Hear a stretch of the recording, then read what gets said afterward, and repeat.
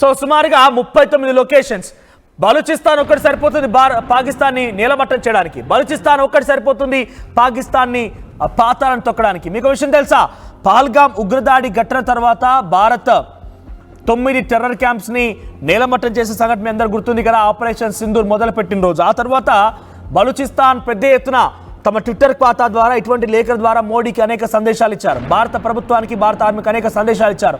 Sir మా దగ్గర డబ్బులు లేవు, సార్ మా దగ్గర మిసైల్ లేవు, సార్ మా దగ్గర ఆయుధాలు లేవు, ఒక్కసారి మాకు అవకాశం కల్పించండి, మేం పాకిస్తాన్ని ముక్కలు ముక్కలు చేస్తాం, మేం సరిపోద్ది పాకిస్తాన్ చిచ్చేయడానికి, మీరెందుకు కష్టపడుతున్నారు, మాకు దయచేసి ఆ మిసైల్ని గన్స్ని మాకు పంపించండి అని చెప్పి రిక్వెస్ట్ మోడ్లో ఈ రకంగా లేఖల ద్వారా ఈ రకంగా అనేక సందర్భాల్లో వారంతా కూడా కోరుకున్నారు. అనేక లేఖలు విడుదలయ్యాయి.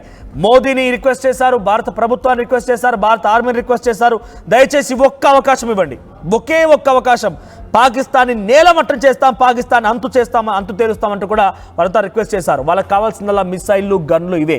39 వేర్వేరు లొకేషన్లో ఈరోజు దాడి చేసినట్టుగా వాళ్ళంతా కూడా అఫీషియల్గా లేఖ ద్వారా పొందుపరిచారు.